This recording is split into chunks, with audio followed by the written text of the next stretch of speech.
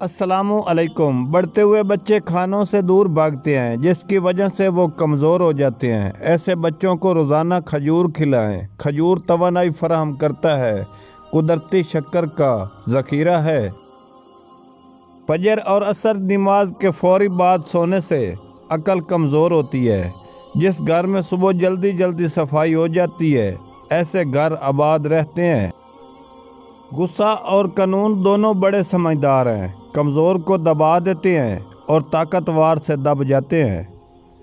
رسول اللہ صلی اللہ علیہ وآلہ وسلم نے ارشاد فرمایا، عورتوں کی سب سے بہترین مسجد ان کے گھر کا آخری اندرونی کمرہ ہے۔ لکوہ کا علاج، مولی کے بیج لیں اور اس کو پیس کر ادرک کے پانی میں ملا دیں اور منہ پر لیپ کریں، انشاءاللہ بہت جلد لکوہ ختم ہو جائے گا۔ شیطان کو اولاد آدم میں سے زیادہ کھانے والا اور زیادہ سونے والا سب سے زیادہ پسند ہے۔ جب انسان سفر کر کے کسی دوسرے شہر میں جائے تو وہاں جا کر سب سے پہلے پیاز کھائے، کیونکہ پیاز انسان کو اس شہر کی وبا سے محفوظ رکھے گا۔ حضرت امیر المومنین امام علی علیہ السلام نے فرمایا، ہاتھ سے کپڑے دھونا ڈپریشن دور کرتا ہے۔ کپڑے دھونا رنج و غم اور حزن ملال کو دور کرتا ہے۔ ایک بزرگ نے فرمایا، جو شخص ہمیشہ یہ کام کرے، دائیں پاؤں میں ہمیشہ پہلے جوتا پہنو اور بائیں پاؤں سے ہمیشہ پہلے جوتا اتارو تو وہ تلی تحال کی بیماری سے محفوظ رہے گا۔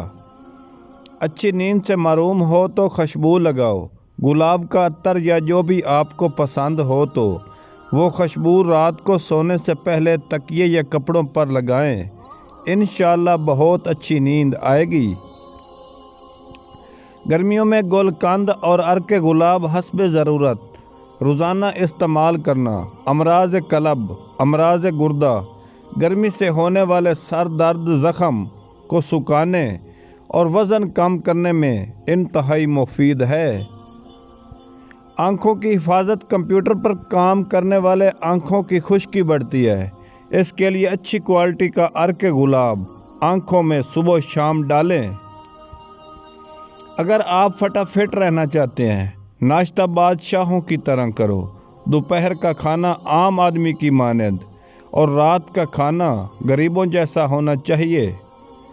شہد ایرلامو کے رس کو ملا کر چہرے پر لگانے سے چہرے کی جریاں ختم ہو جاتی ہیں، چہرے کو روشن دار اور چمکدار بناتا ہے۔ ہاتھوں پر دہی لگائیں اور جادو دکھائیں۔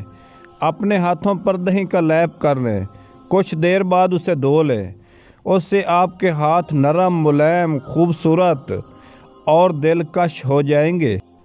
ہم وزن ششم، بیری اور ٹالی کے پتوں کو پیس کر پیسٹ بنا لیں، اس میں پانی ڈال کر سر دھو لیں۔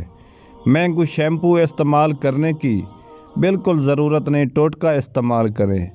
چھوٹے قد کے افراد کا مسئلہ حل، خشک سنگاڑا 50 گرام، مغز بنولا 20 گرام، کلونجی 10 گرام، عصیر نشو نما 10 گرام، مصری 100 گرام۔ ان تمام چیزوں کا سفوف بنا کر 1 چمچ کھانے کے بعد 40 دن تک استعمال کریں۔ امام جعفر صادق علیہ السلام فرماتے ہیں، ایسا کوئی شخص نہیں جس میں جذام کے جین نہ ہوں۔ شلجم کھاؤ، جذام کے جین کو پگھلا دیتی ہے۔ سردی میں فالج اور ہارٹ اٹیک کی 2 وجوہات ہیں۔ لوگ اکثر پانی نہیں پیتے جس کی وجہ سے جسم میں پانی کم ہو جاتا ہے اور خون جم جاتا ہے۔ سردی میں خون کی رگیں تنگ ہو جاتی ہیں۔